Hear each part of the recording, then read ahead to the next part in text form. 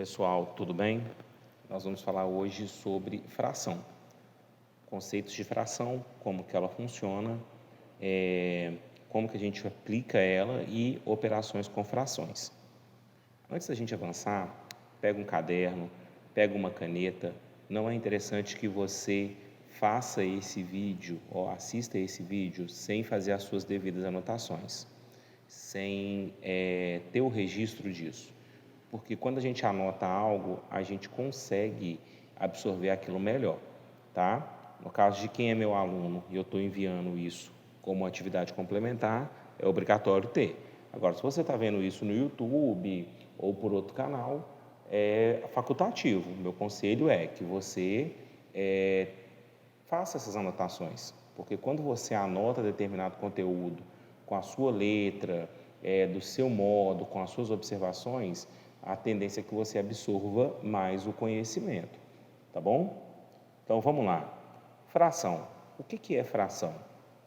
Quando a gente fala de fração, a gente está falando sobre algo que foi repartido, cortado, algo que era inteiro e que por algum motivo que não vem ao caso agora, não é mais, tá bom? Então, toda vez que a gente ficar diante de uma situação que envolva fatiamento, despedaçar.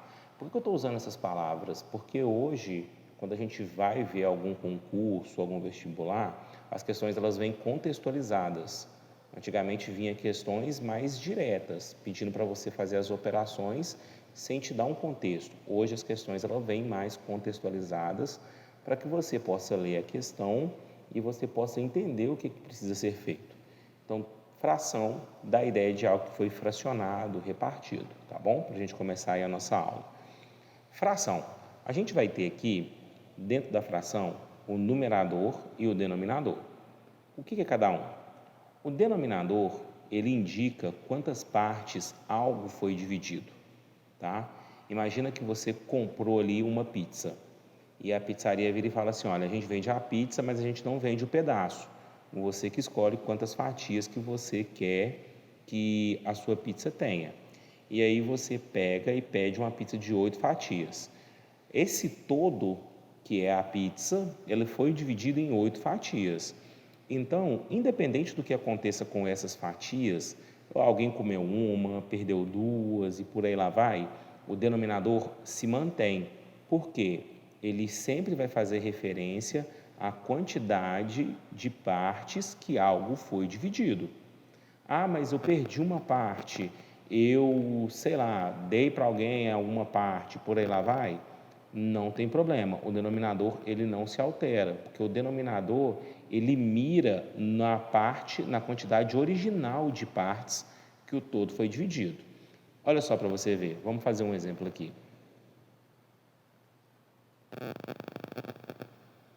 Você dividiu a sua pizza em 8 pedaços. Ah, mas eu comi 3. Quem vai explicar quantas partes saiu dessa pizza? Ou se porventura ela teve algum acréscimo, né, algum bônus, de repente você comprou lá uma fatia de pizza e ganhou outras duas. É o numerador. O numerador, ele sempre vai fazer menção a algo que aconteceu com aquela parte inicial. Ah, mas eu fui comer 3 fatias, sobrou 5, eu recebi. Todas essas alterações no valor que indicam a movimentação de quantidade, elas acontecem no numerador. Eu tenho aqui uma fração de denominador 8, que indica que eu comprei uma pizza de 8 pedaços, e se eu quero uma fração que representa que eu comi 3 fatias, então ela vai ser 3 oitavos. O numerador, nesse caso, ele está indicando quantas fatias eu comi. Ou seja, eu comi 3 fatias de uma pizza que foi dividida em 8 pedaços, tá? Se a gente quiser uma outra fração que vai falar quantas fatias de pizza ficaram disponíveis, eu vou ter o denominador como 8, do mesmo jeito, de igual modo, porque o denominador sempre aponta para a quantidade inicial que foi repartido, beleza? E eu vou ter o numerador 5 que vai informar que foram a quantidade de pizzas que ficou disponível para ser consumida depois, sei lá, qualquer coisa que você queira fazer com o resto da sua pizza, você que pagou esse trem. Então, assim, logo, se eu somo 3 mais 5, vai dar 8. 8 sobre 8, eu junto aqui as pizzas que eu comi, mais as pizzas que ficaram, eu tenho aí uma pizza inteira, tá? Só que aqui representa a quantidade que eu comi, aqui representa a quantidade que ficou disponível. Beleza? Deu dúvida? Volta, assiste com mais calma. Só para a gente recapitular, denominador, ele vai apontar para quantas partes algo foi dividido, numerador vai apontar para o que aconteceu com essas partes, beleza? As movimentações de partes ocorrem sempre no numerador. O denominador, a partir do momento que eu defino quem ele é, ele não se modifica, tá bom? Observações. Toda fração ela é uma divisão. Eu posso dividir 3 por 8 e 5 por 8. Toda fração, toda vez que vocês virem essa barrinha da fração, vocês vão ter uma divisão. Tranquilo? Toda fração tem uma representação decimal. Isso é consequência disso aqui, ó. Porque se eu falo que toda fração ela é uma divisão e eu divido o numerador pelo denominador, o resultado, na maioria dos casos, vai dar um número decimal. Pode ser que dê um número inteiro? Claro, mas ele vai ter a sua representação decimal. 0, qualquer coisa, 1, qualquer coisa e por aí lá vai, tá? Isso aqui é uma consequência direta disso daqui. O denominador, ele tem que ser diferente, esse sinal aqui significa diferente, de 0. Por que que ele tem que ser diferente de 0? Porque vocês lembram que eu expliquei que o denominador, ele aponta para algo que vai acontecer com o todo? Se o denominador for 0, significa que não tem nada para acontecer. Ah, mas e se eu não quiser dividir o todo? Aí você vai ter um inteiro. Entendeu a lógica? Se você recebeu lá, ligou para a pizzaria, fala assim, quantas fatias que você quer que divide? Você vira e fala assim, não, vou dividir esse trem não, vou comer tudo sozinho no dente. Aquilo é 1, aquilo não é 0. Então, não faz sentido um denominador ser 0, tá bom? Então, o denominador nunca pode ser 0. Não pode haver raiz no denominador. Para a gente, réis mortais, que não estudamos a parte de engenharias, de ciência mais avançada, a gente não trabalha com denominador, com raiz no denominador, beleza? Não é que não existe, vocês vão ouvir algumas pessoas falando, não existe raiz no denominador. Existe, mas isso está lá na parte de números complexos, está numa parte que não é acessível, a não ser que você vá trabalhar com algo bem específico disso, que seu curso superior seja algo muito específico. Para a gente agora, a gente vai trabalhar com a situação de que não há o raiz no denominador, beleza? Outra coisa, existe um negócio que chama fração equivalente. O que é equivalente? Significa que uma coisa equivale à outra, ela é igual, o próprio nome já fala, fração equivalente. Olha só, quando se faz algo na parte de cima ou na parte de baixo e faz a mesma coisa do outro lado, não altera o resultado. O que isso quer dizer? Lembra que eu expliquei que toda fração ela tem a sua representação decimal? Porque se eu divido 3 por 8, eu vou achar 0, alguma coisa. Se eu divido 5 por 8, eu vou achar 0, alguma coisa.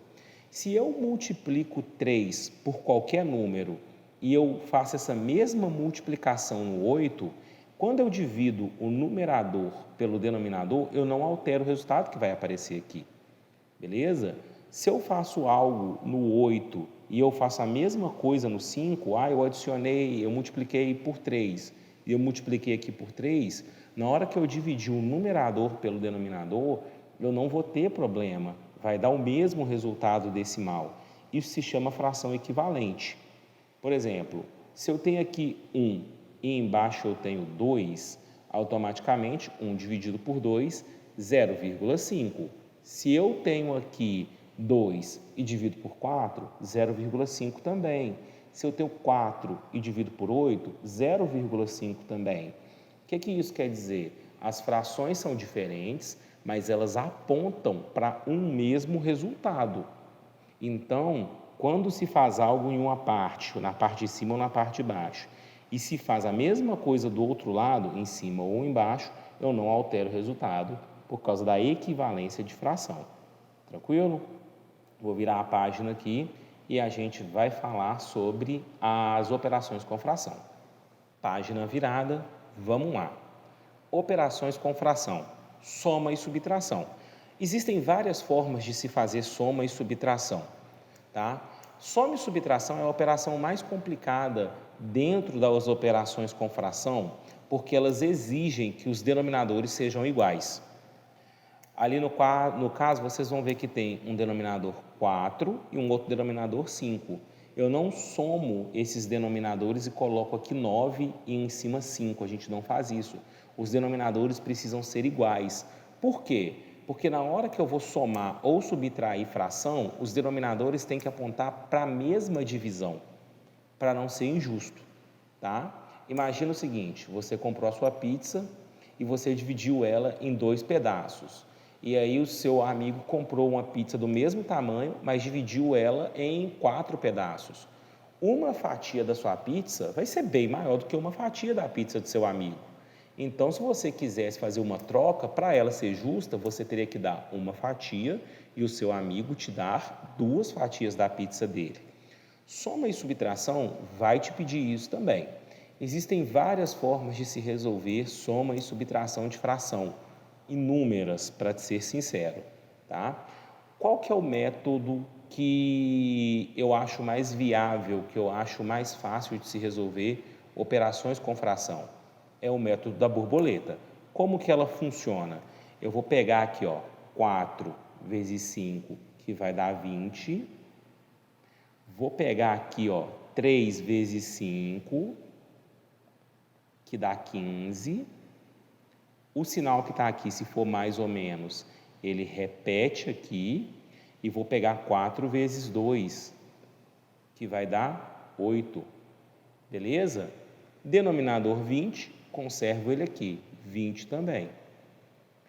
15 mais 8, 23. 23, ele é um número primo, ou seja, ele divide só por ele mesmo e por 1.